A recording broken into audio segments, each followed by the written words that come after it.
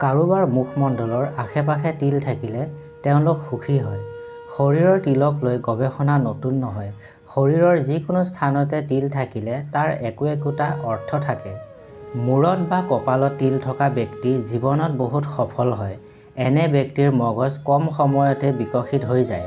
২ number, সামুদ্ৰিক শাস্ত্ৰৰ মতে যদি কোনো এজন ব্যক্তিৰ ২ যোৰ চেলাউৰিৰ মাজত তিল থাকে তেনে সেই ব্যক্তি বহুত বুদ্ধিমান হয়। এনে ব্যক্তি বহুত টেঙৰ হয় আৰু নিজৰ বুদ্ধিৰে কাৰ্যক্ষেত্ৰৰ সফলতা আৰ্জিব পাৰে। এনে ব্যক্তিৰ কেতিয়াও টকাৰ অভাৱ নহয়।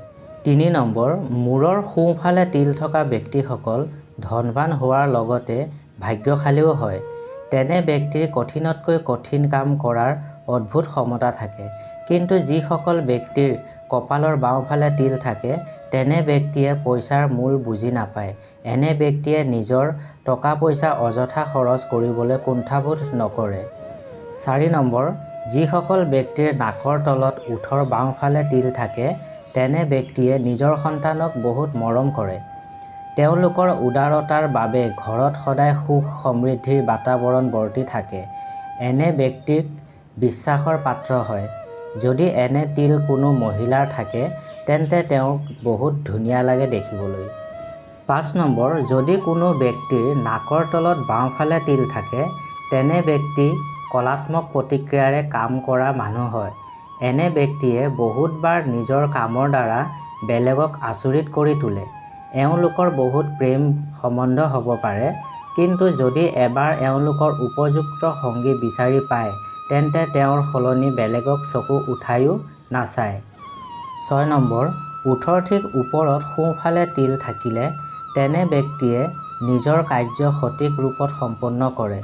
যদি এনে ধৰণৰ তিল মহিলাৰ থাকে তেন্তে এই মহিলাগৰাকীক দেখাত বহুত আকৰ্ষণীয় কৰি তোলে। কিন্তু বেলেগৰ তুলনাত এনে ব্যক্তিৰ বুদ্ধিমান হয়। এওঁলোকৰ কল্পনা শক্তি বহুত ভাল। ৭ নম্বৰ, যদি কোনো ব্যক্তিৰ ওঠৰ চুকত সোঁফালে তিল থাকে তেনে ব্যক্তি প্ৰেমিক স্বভাৱৰ হয়। এনে ব্যক্তিৰ জীৱনসংগীৰ বাবে নিষ্ঠাৱান হয়। যদি ওঠৰ চুকত বাওঁফালে তিল থাকে তেনে ব্যক্তি বেছি কামুক হয়।